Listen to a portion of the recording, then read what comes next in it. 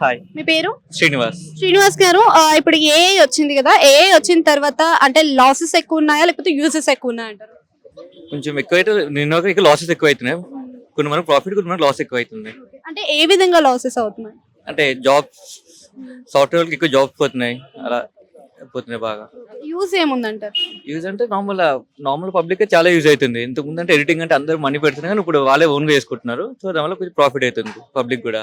So AI వల్ల మనకి software employees కి చాలా ఎఫెక్ట్ అవుతుంది అని అంటున్నారు కదా, నిజంగానే ఏఐ వల్ల సాఫ్ట్వేర్ ఎంప్లాయీస్ కి ఎఫెక్ట్ పడుతుంది అంటారా? పడుతుంది, వాళ్ళకి బాగా ఎఫెక్ట్ అవుతుంది.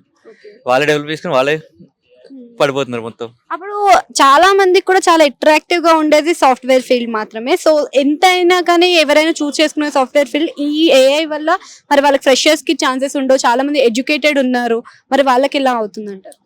ప్రాబ్లం ఏంటంటే అదే, ఇప్పుడు ఫ్రెషర్స్ తీసుకుంటున్నారు, వాళ్ళతో 1 year కాంట్రాక్ట్ పెట్టుకుని మళ్ళీ వదిలేస్తున్నారు. ఎందుకంటే వాళ్ళకి ఉంది మొత్తం, వాళ్ళకి జస్ట్ టైం పాస్ పెట్టుకుంటున్నారు అంతే వాళ్ళని.